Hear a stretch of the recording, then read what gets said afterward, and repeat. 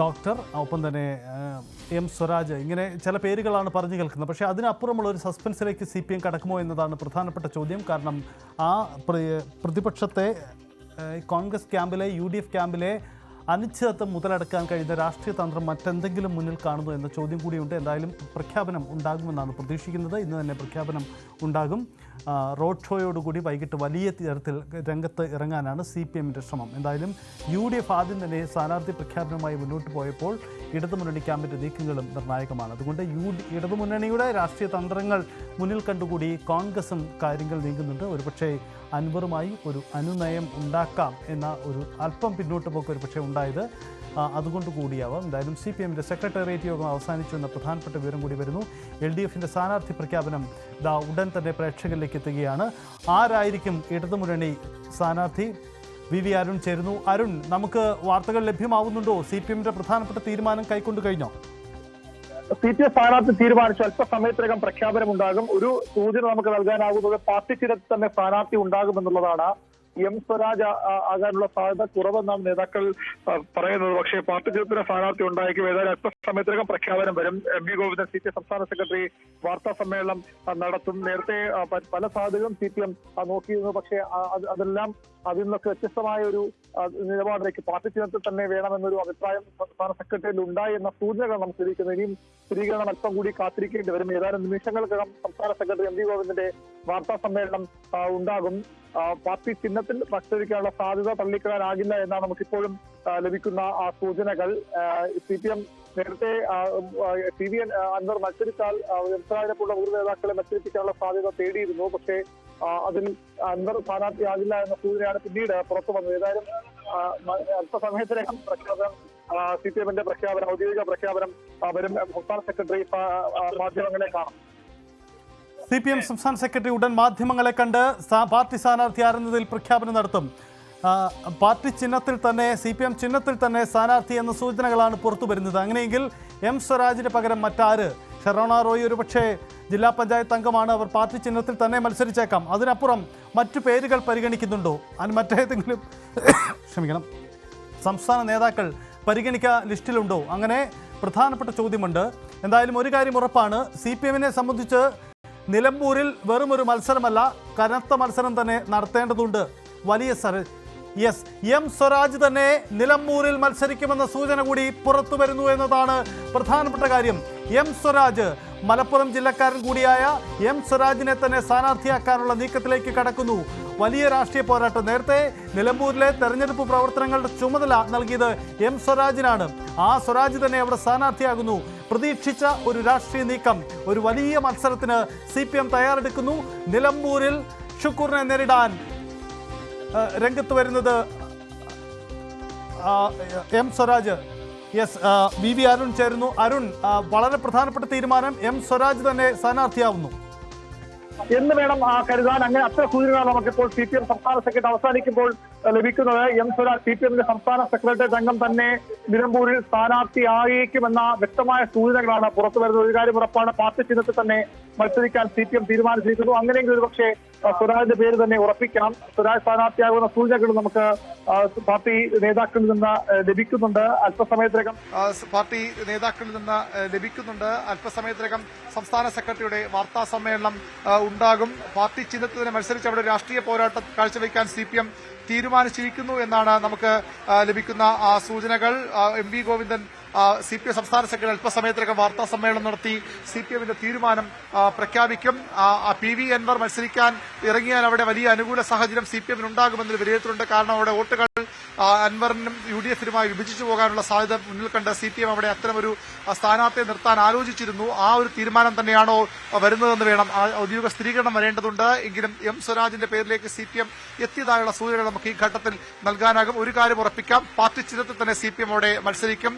സ്വതന്ത്ര സ്ഥാനാർത്ഥിയല്ല, പാർട്ടി സ്ഥാനാർത്ഥി തന്നെ മത്സരിപ്പിക്കാൻ തീരുമാനിച്ചിരിക്കുന്നു. അത് എം സ്വരാജ് ആകും എന്ന സൂചനകളാണ് നമുക്ക് ഈ ഘട്ടത്തിൽ ലഭിക്കുന്നത്. അല്പസമയത്തിനകം ഔദ്യോഗിക പ്രഖ്യാപനം ഉണ്ടാകും. അതുകൊണ്ട് തന്നെ ഒരു അഭ്യൂഹങ്ങൾക്ക് ഇനി സമയമില്ല. എങ്കിൽ പോലും നമുക്ക് ലഭിക്കുന്ന സൂചനകൾ അത്തരത്തിലാണ്. CPMന്റെ സംസ്ഥാന സെക്രട്ടേറിയറ്റ് അംഗം എം സ്വരാജ് ഒരുപക്ഷെ നിലമ്പൂരിലെ സ്ഥാനാർത്ഥിയായി CPM പ്രഖ്യാപിച്ചേക്കാം.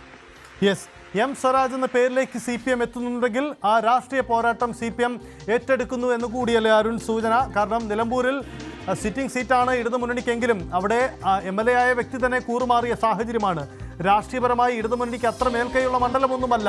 പക്ഷേ സ്വരാജിനെ തന്നെ മത്സരിപ്പിക്കുന്നതിലൂടെ അങ്ങനെ ഒരു പ്രധാന നേതാവിനെ കളത്തിലിറക്കുന്നതിലൂടെ വലിയ രാഷ്ട്രീയ പോരാട്ടം തന്നെ CPM മുന്നിൽ കാണുന്നു. അങ്ങനെ കൂടി കരുതേണ്ടി വരില്ലേ?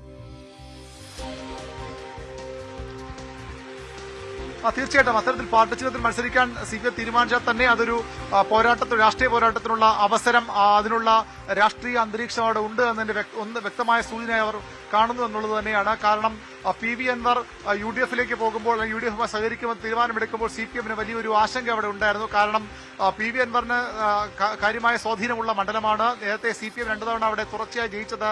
PV അൻവർ ജയിച്ചത് CPM-ന്റെയും ഇടതുമുന്നണിയുടെയും രാഷ്ട്രീയ വോട്ടുകൾ കൊണ്ട് മാത്രമല്ല, മുസ്ലിം ലീഗിന്റെ വലിയൊരു ഭാഗം വോട്ടുകൾ, മുസ്ലിം സമുദായത്തിൽ നിന്നുള്ള അൻവറിന്റെ സ്വാധീനം, അതുപോലെ കോൺഗ്രസ് വോട്ടുകൾ, അൻവറിന്റെ കോൺഗ്രസ് പാരമ്പര്യവും പരിചയവും ഉള്ള ആ രീതിയിലുള്ള വോട്ടുകൾ, അങ്ങനെ ഉള്ള വോട്ട് കൊണ്ടാണ് അൻവർ 2 തവണയും അവിടെ വിജയിച്ചത്. അങ്ങനെ വരുമ്പോൾ PV അൻവർ കോൺഗ്രസിലേക്ക് UDF-മായി സഹകരിക്കാൻ തീരുമാനിച്ചാൽ അവിടെ LDF-നെ വിജയിക്കുക അത്ര എളുപ്പമായിരുന്നില്ല. പക്ഷേ PV അൻവർ ഇടതുമുന്നണി ഉണ്ടാക്കിയതിനേക്കാൾ വലിയ പ്രശ്നമാണ് UDF പ്രവേശനത്തിന് മുമ്പ് UDF-നെ പിന്തുണയ്ക്കും എന്ന ചർച്ചകൾ വരുമ്പോൾ തന്നെ ഉണ്ടായത്. അത് CPM-ന് വലിയൊരു ആത്മവിശ്വാസം നൽകുന്ന ഘടകമായി മാറി എന്നുള്ളത് ഉറപ്പാണ്. നേരത്തെ CPM-ന്റെ സംസ്ഥാന സെക്രട്ടറി MV ഗോവിന്ദനൊക്കെ പറഞ്ഞതുപോലെ തമ്മിലടി അവിടെ ഉണ്ടാകും, വലിയ കലഹങ്ങൾ അവിടെയുണ്ട്, അതിനിയും വർദ്ധിക്കും. PV അൻവർ വന്നതോടുകൂടിയുള്ള പ്രശ്നങ്ങൾ UDF-ൽ കോൺഗ്രസിൽ വർദ്ധിക്കുമെന്നാണ് CPM കണക്ക് കൂട്ടുന്നത്.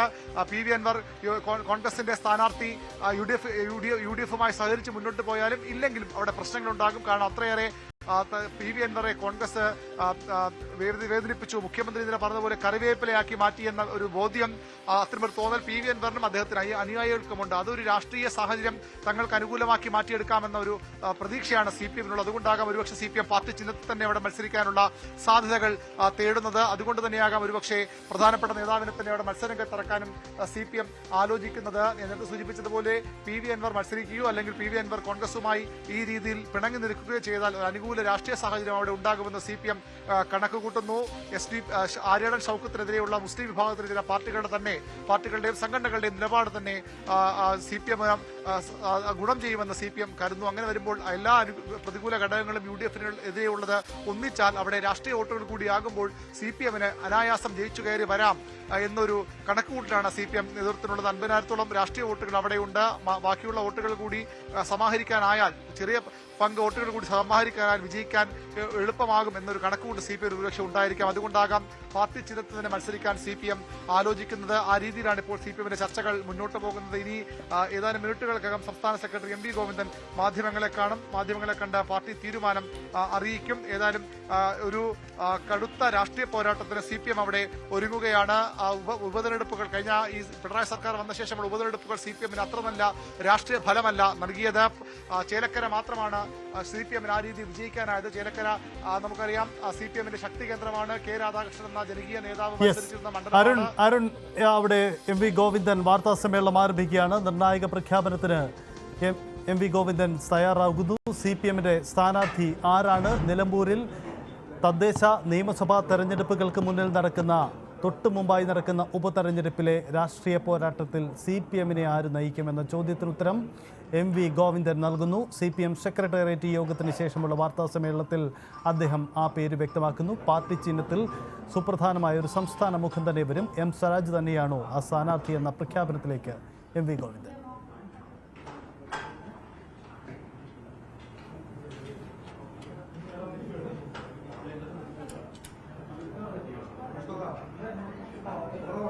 ലൈറ്റ്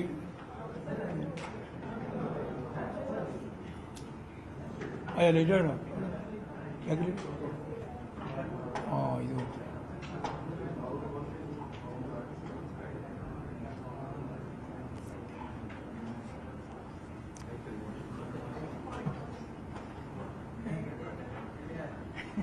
ടെൻഷനാണ്.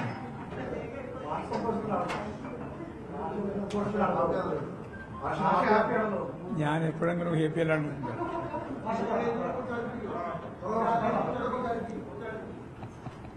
ഇത്